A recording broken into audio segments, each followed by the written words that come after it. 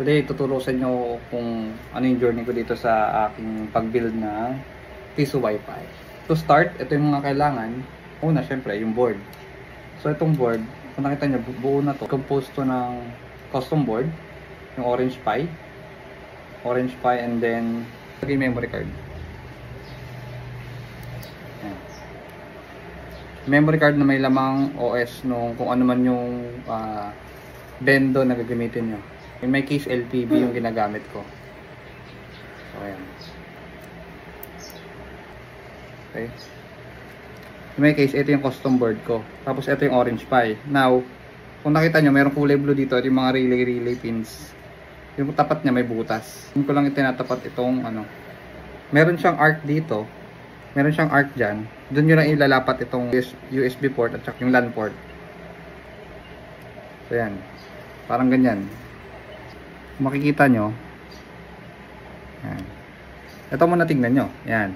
Tapos, yan na, mag-match na yan. Okay.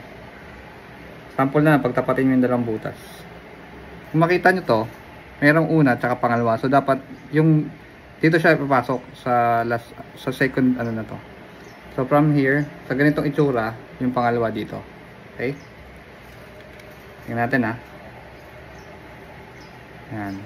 So make sure lang na hindi nyo mababali yung pin, ha? Baka kasi magkamali kayo ng pasok tapos persahin nyo eh. So ayan. Ito yung una, ha. Ito yung pangalawa. Snap nyo lang. Pak. Na. Nakita nyo. Ganyan na siya. Diin nyo lang konti. Konti lang. Hindi naman siya kailangan sobrang diin. Ano yun? Again, dun sa pangalawa. Ito yung unang yellow, tapos ito yung pangalawa. Tapos, sakto yan dito. I-post nyo na lang, tapos i-ano nyo. Ano tawag dun? I-playback nyo. Okay. Yun na. Dati kasi, mahirap siya kasi hiwa-hiwalay yung parts, no? Hiwa-hiwalay yung board para sa supply nitong coin slot. And then, ano pa ba yung mga wire? Parang ito yata yung mga relay na yan. Hiwa-hiwalay din sila. But ngayon kasi, thanks to Maker Lab. Isang set na lang. Baka naman, Maker Lab. Bibili niyo na ng isang set. Okay. Isang set na siya. Ang isipin niyo na lang ay yung box. Tsaka antena. Coin slot naman. So yung sa coin slot, madali yung coin slot. Ito lang siya, no? Pag dumating kasi sa inyo naka-box, coin slot, tsaka yung wire.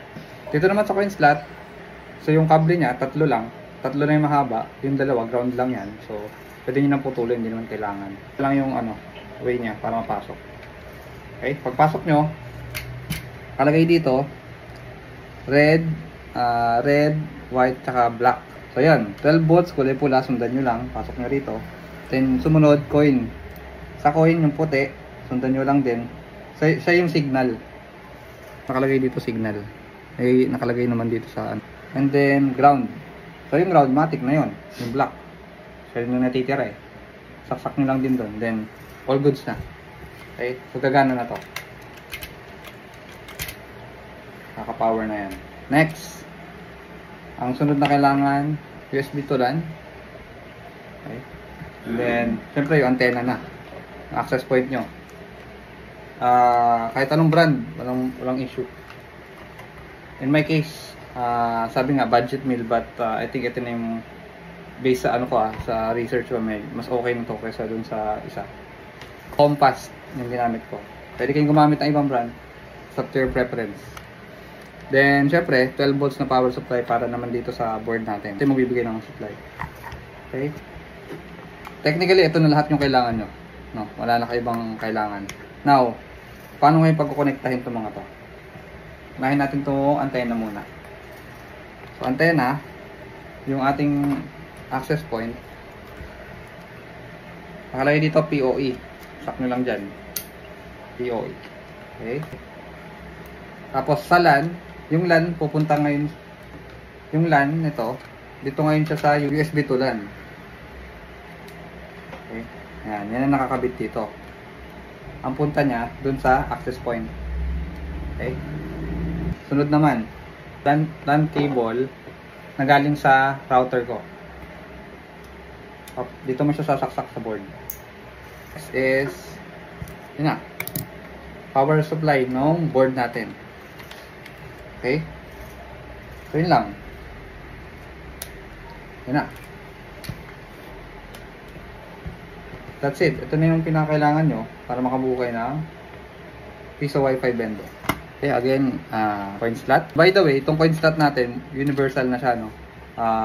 Pag sinabi mong universal, tumatanggap na to ng iba't ibang barya. So, piso 5, lumabago, tinatanggap niya na. Tsaka 10. So, yun yung nakaset sa kanya. But, again, may mga configuration dito, pwede nyo gawin. May marami rin tutorial sa YouTube. Pwede nyo siyang i-configure. Kung ayaw nyo tumanggap na piso, pwede. Ayaw nyo tumanggap ng 5 or 10. So, based on your preference. Okay. So, syempre, pa-power on natin yung kanina, yung tinuro ko sa inyo. Okay. Pakita nyo, may kulay blue, saka may kulay green. Yan, kulay blue, saka kulay green. Pag may kulay blue, ibig sabihin, nag-initialize ko siya. Pag nawala na yung blue, okay na yun. Ma-access nyo na yung portal. Okay, pantayin lang natin. And then, pasukin natin yung portal. Okay. A few moments later. Then, after a while, namatay na yung kulay blue dun sa custom board natin. It means tapos na initialization niya. So, makikita na natin siya dito sa ating Wi-Fi. By the way, na-configure ko na to, kaya na-configure ko na yung access point, kaya makita nyo, lumabas na siya dito. So, Tom's Wi-Fi Bendo, Unisan. Pag-click natin dito, kung naka-phone ka, magpa-pop up yung portal. In case naman naka-PC, katulad nito, ito yung lalabas. Ewan ko kung anong lalabas sa side nyo, but ito yung lalabas sa akin, MSN. Dahil lumabas na yan, pwede na tayo pumasok doon sa portal niya. Ito yung IP 10.0.0.1. Okay, so lumabas na. Ang setup ko pala dito, 5 peso coin lang, no? Pag nagulog sila ng piso, hindi gagana. Testing lang natin.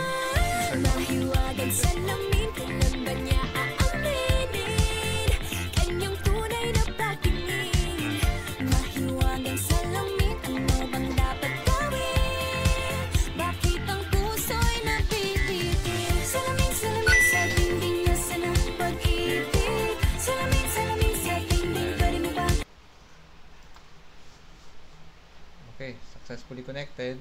Tingnan natin, dapat connected yung lumabas dito. Pag connected na yan, all goods na. Ayun, so may ads nga lang. Ito pala, hindi ko na-configure pa.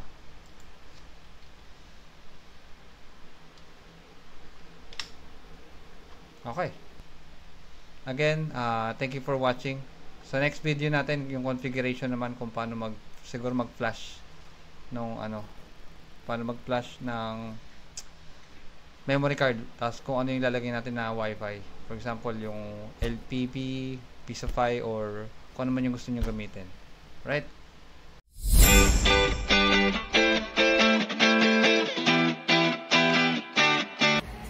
So ayun mga guys, no, kung may natutunan kayo sa video na to, don't forget to like, share, and subscribe. Again and again, thank you for watching Tom's TV, itong mga photo booth at your service. God bless.